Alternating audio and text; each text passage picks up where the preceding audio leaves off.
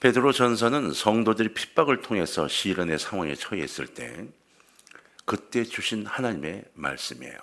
그러니까 힘들고 어려울 때 위로의 말씀이었다는 거죠.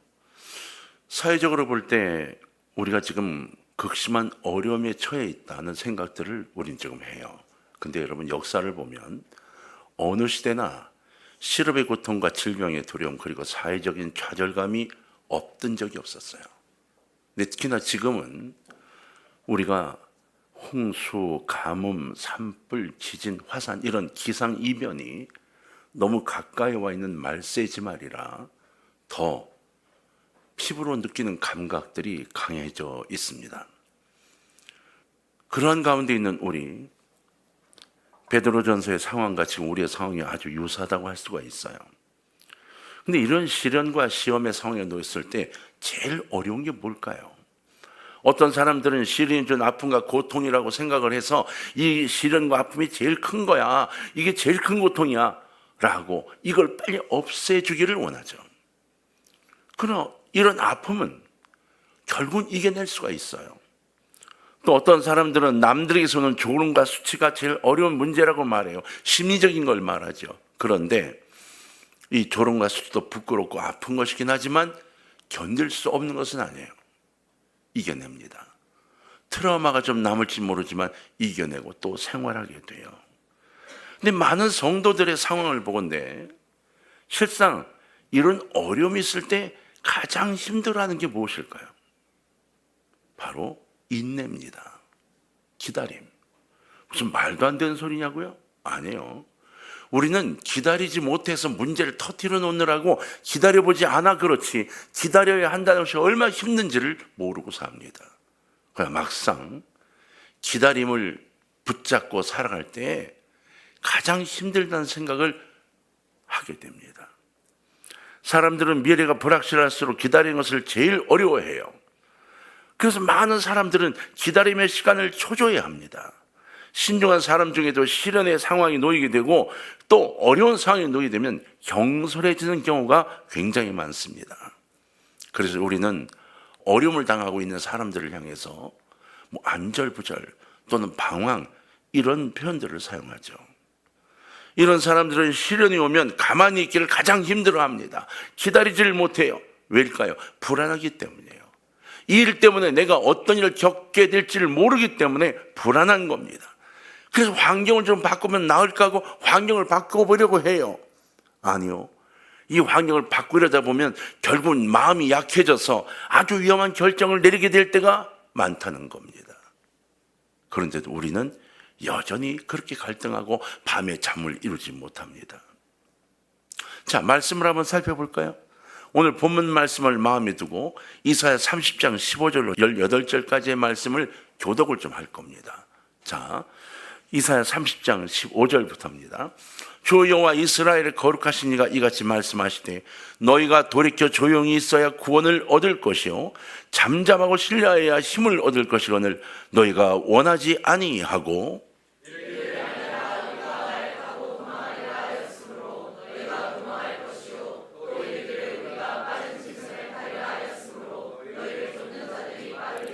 한 사람이 꾸짖은즉 1000사람이 도망하겠고 5이 꾸짖은즉 너희가 다 도망하고 너희 남은 자는 겨우 산꼭대기에 깃대 같겠고 산마루 위에 깃이 같으리라 하셨느니라.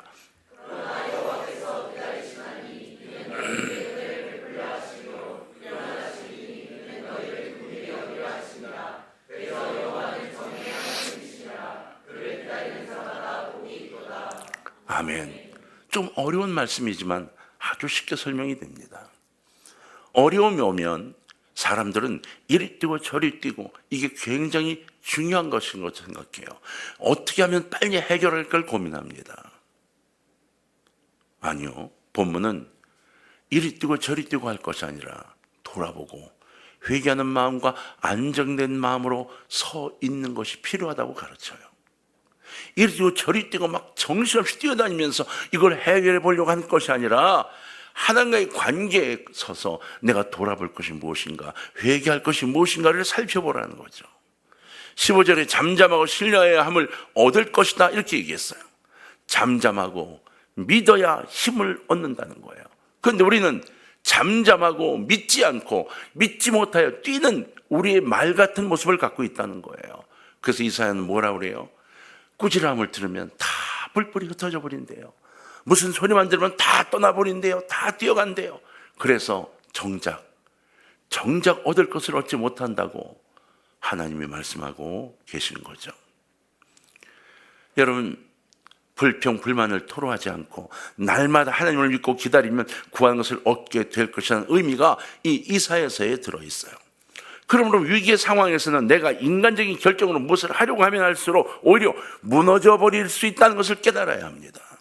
그래서 위기의 순간이 오면 돌아보는 것이 우선입니다. 어려움이 있을수록 오히려 하나님의 도우심을 기다리면서 그 자리에서 묵상할 줄 아는 것이 성도의 능력이며 자세인 거예요. 자, 우린 그리스도인입니다. 그래서 우리는 어떻게 해야 될까요? 어떤 문제가 생기면 바로 무릎을 꿇고 어떻게 할까를 묻는 자세가 필요한 거예요. 뛰어나가는 게 아니라 모세가 하나님과의 만남을 위해 시내산에 올라갔습니다. 산 밑에서 기다리던 이스라엘 백성들이 굉장히 불안해졌어요. 지도자 없는 40일을 견딜 수가 없었습니다. 그래서 어떻게 했어요? 이스라엘 백성들이 잠잠히 기다리기만 했으면 하나님의 놀라운 능력과 은혜와 응답을 받았을 텐데 기다릴 수가 없었어요. 40일도 못 기다렸어요. 그래서 아론에게 몰려갔죠. 그리고는 금송아지를 만들어냅니다. 출애굽기 32장 1절을 보면 백성이 모세가 산에서 내려옴이 더딤을 보고 모여 백성이 아론에게 이르러 말하되 일어나라, 우리를 위하여 우리를 인도할 신을 만들라. 이 모세 곧 우리를 애굽 땅에서 인도해 낸 사람은 어찌 되는지 알지 못함이니라. 이렇게 말했어요. 이게 우리입니다. 아, 우리는 안 그렇다고요? 이건 이스라엘 사람들이라 그렇다고요? 아니에요. 똑같습니다. 가만히 있었으면 됐을 텐데, 약속을 믿고 기다렸으면 됐을 텐데, 모세가 기다리라고 말한 그대로 기다렸으면 됐을 텐데, 보이지 않는 하나님 대신에 보이는 하나님을 만들자고 금 우상을 만들고 우상 숭배를 하다가 하나님의 징계를 받게 된 거죠.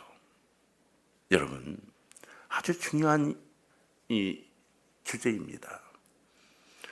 그렇다면 왜 하나님은 즉각적으로 응답해 주시지 않을까요? 이사야 30장 18절에서는 은혜를 베푸시기 위해서 이렇게 말했어요. 은혜를 베푸시기 위해. 하나님의 은혜를 받을 수 있을 만한 그릇으로 우리를 변화시키기 위해서 기다리신다는 겁니다. 하나님께서 은혜를 부어주시는 그릇의 특징이 뭐냐? 자신을 의지하지 않고 하나님을 의지하는 그릇인 거예요. 내 자신이 어떻게 할 수 있다, 내가 능력을 키워야 된다가 아니라 하나님이 어떻게 주실까를 기대할 수 있는 그 믿음을 갖고 있는 것. 그런데 우리 안에는요, 나 자신을 의지하는 강한 속성이 있습니다. 그래서 움직이게 되죠. 그렇지만 전능하신 하나님께서 돕지 않으시면 아무리 내가 움직여도 안 되는 일이 반드시 있습니다. 그럼에도 불구하고 우리는 움직입니다. 하나님께서 기다리신 이유가 무엇인지 아십니까? 우리 자신의 발버둥침이 다 좌절되고 오직 하나님을 바라보는 평정심을 갖도록 하기 위해서인 거예요.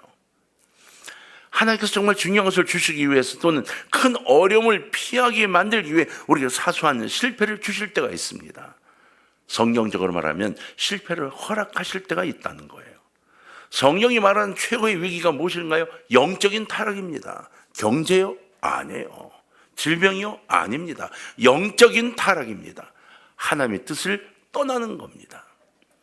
그러한 일이 시작되면 우리는 먼저 하나님의 시선을 피하는 삶을 살기 시작해요. 왜요? 하나님의 시선이 따갑거든요. 그래서 벗어나기 시작합니다. 그럼 어떻게 되나요? 수많은 시련이 다가오게 되고 시련을 이겨낼 힘이 없어집니다. 하나님이 막아주시는 시련의 막아주심을 벗어나고 있거든요. 그래서 이러한 시련과 위기를 통해 우리로 하여금 깨달아 자각하기를 원하시는 하나님이 기다리고 계십니다.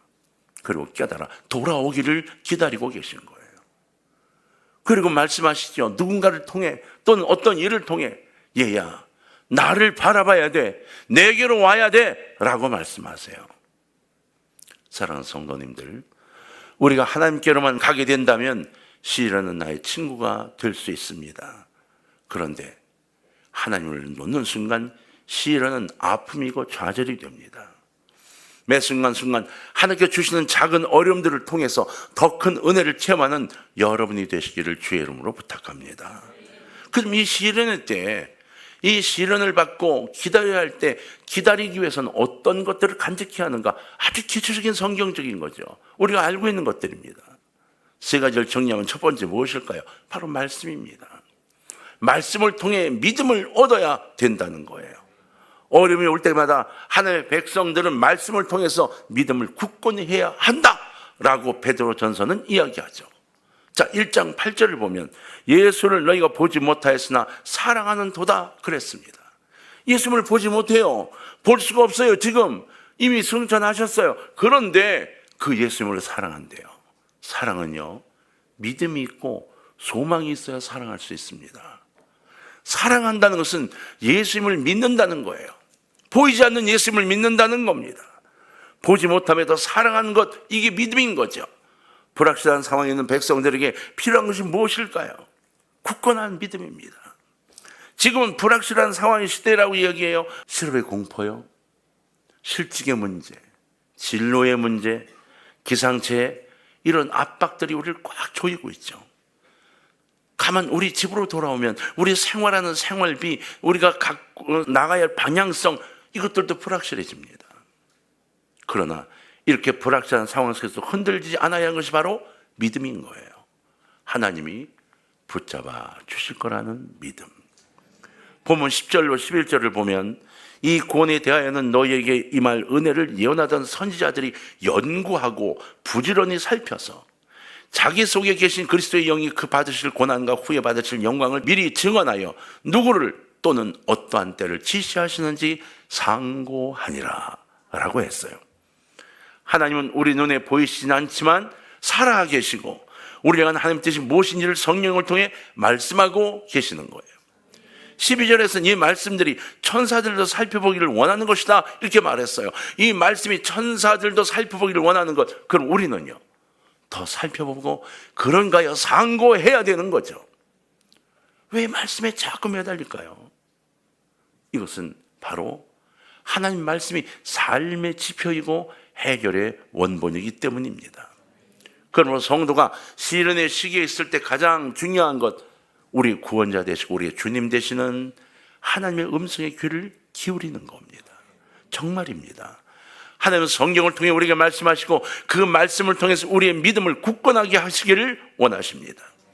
로마서 4장 17절은 믿음의 조상 아브라함의 믿음에 대해 이렇게 기록해요. 기록된 바 내가 너를 많은 민족의 조상으로 세웠다 하신 것 같으니 그가 믿은 바 하나님은 죽은 자를 살리시며 없는 것을 있는 것으로 부르시는 이시니라 이렇게 말씀했어요.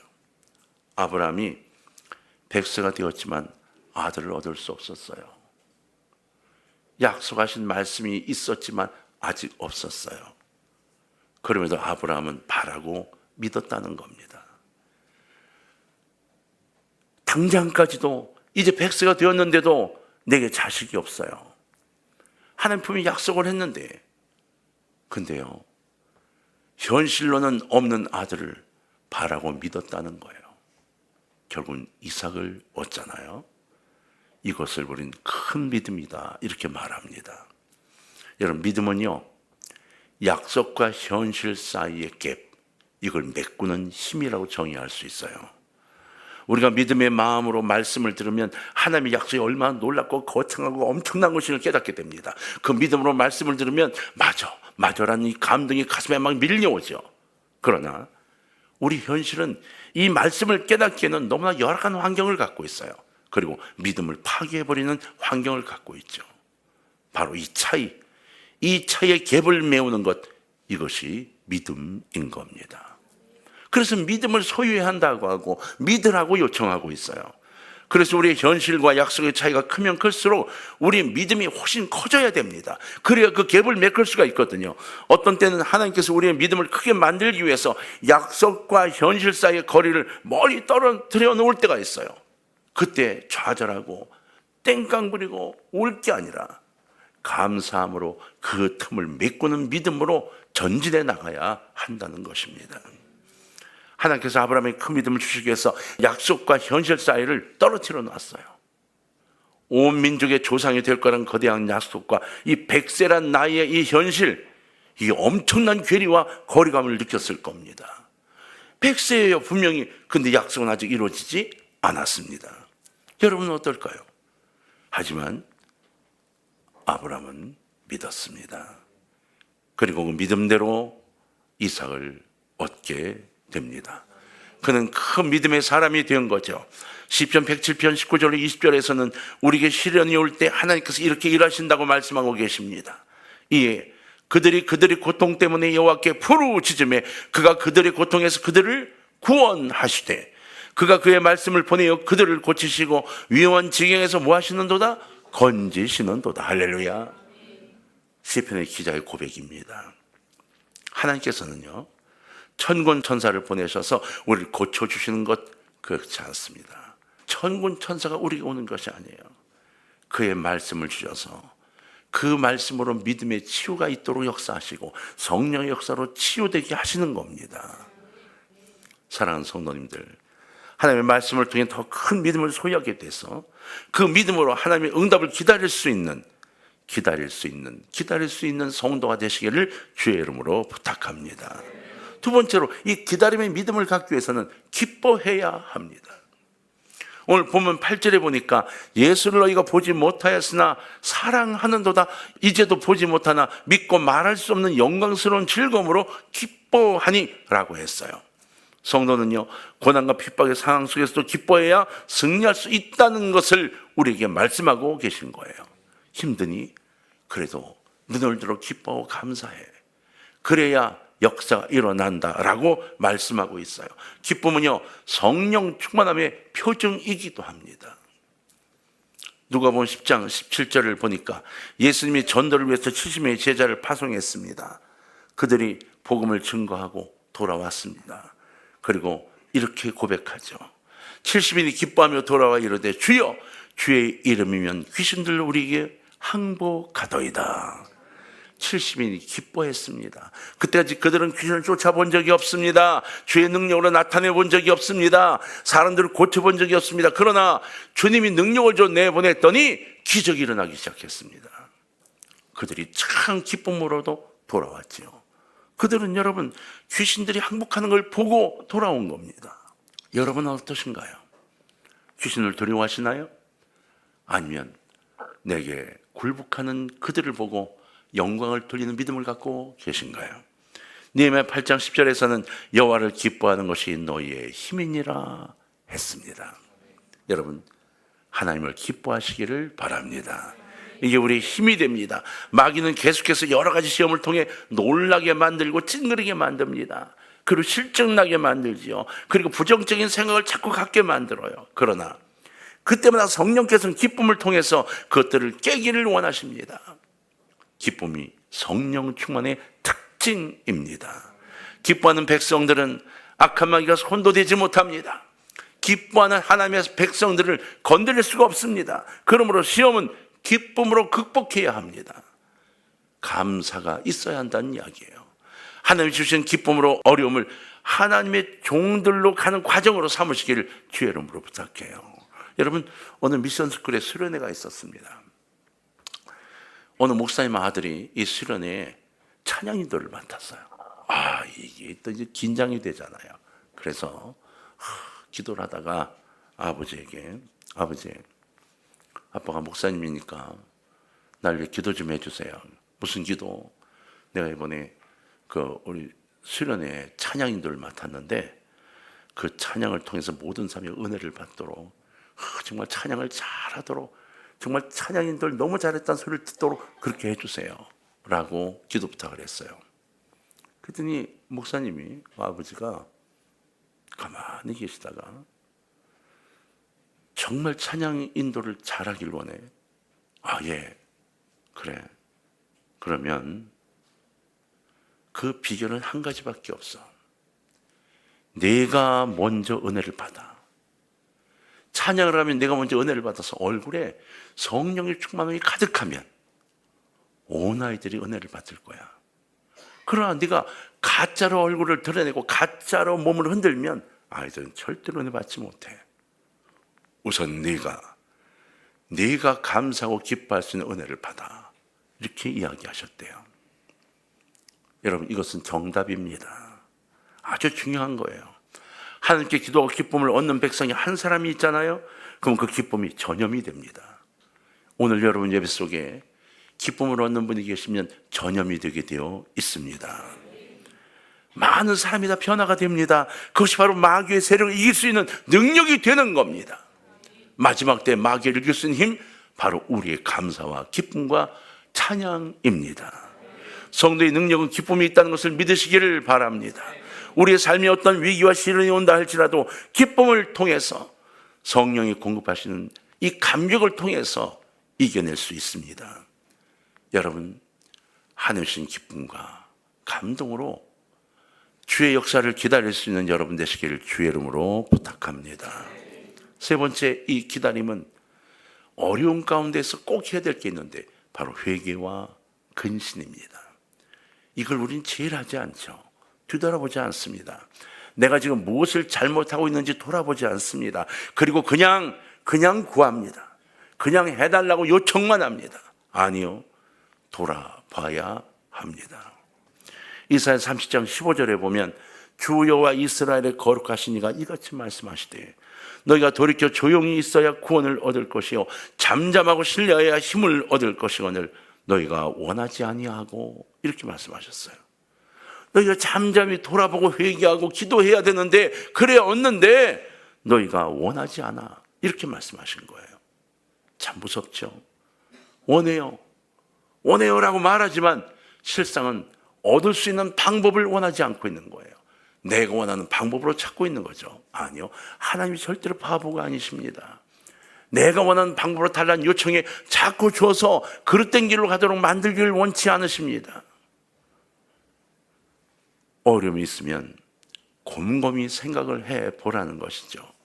내가 무엇을 잘못했는가? 내가 무엇을 고쳐야 하는가? 내 문제가 무엇인가? 내가 하나님 앞에서 무엇을 범죄했는가?